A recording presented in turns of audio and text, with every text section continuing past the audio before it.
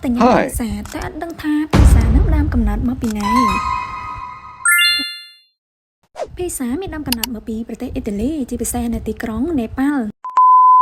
ได้ยังสกอร์สับทั้งไงมาโนเนอร์ดับบอนเมดิเตอร์เนให้กับแบบเธอน้องเจียนปังริบสมาให้นักดักริมซ้ำเลออริยะเปรอปอนชนะมาให้พิซาสมัยแต่เนื้อบานจะประดามนักสานตบตีดับปั๊มใบหนึ่งตีดับปั๊มบนในเนปาลนักเพดานนู้เวียเจียอาหารซ้ำไม่สำหรับประชาชนธรรมดาตอนมีกลิ่นซ้ำโดยจีเป็นป๊อกตำซอสเปรี้ยโอลิวหนึ่งชีเป็นป๊อกคือจีกลิ่นซ้ำสำคัญได้ทั่วออยพิซซ่ามีรสจืดช่างใช่มันอยู่ประมาณนะเรื่องนักกอล์ฟใบล่างบังคับที่พิซซ่ามาการิต้าในขนมชนะมาปอปั๊มใบร้อยการซับประมูลจะห้างได้มีสมุดท้าราฟาเอลเอโปซิโตมันធ្វើភាសាមួយសម្រាប់ម្ចាស់ក្សត្រីឈ្មោះថា Queen Margarita of Savoy គាត់បានជ្រើសរើសពណ៌ក្រហមពេញប៉ោះពណ៌សនិងពណ៌បៃតងដែលតំណាងឲ្យជាទង់ជាតិអ៊ីតាលីភាសានេះត្រូវបានដាក់ឈ្មោះថាម្ចាស់ក្សត្រី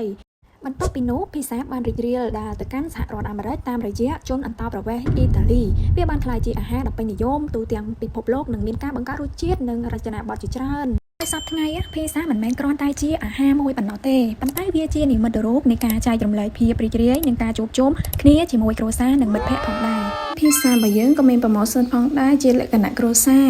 ថាមិត្តភ័ក្តិឬការជួបជុំដ៏មានតម្លៃឯភាសារបស់យើងក៏មានប្រម៉ូសិនថ្មីជាច្រើនសម្រាប់បងប្អូនចាប់អារម្មណ៍អាចឆាតចូល Page ជាមួយនឹង Telegram បាន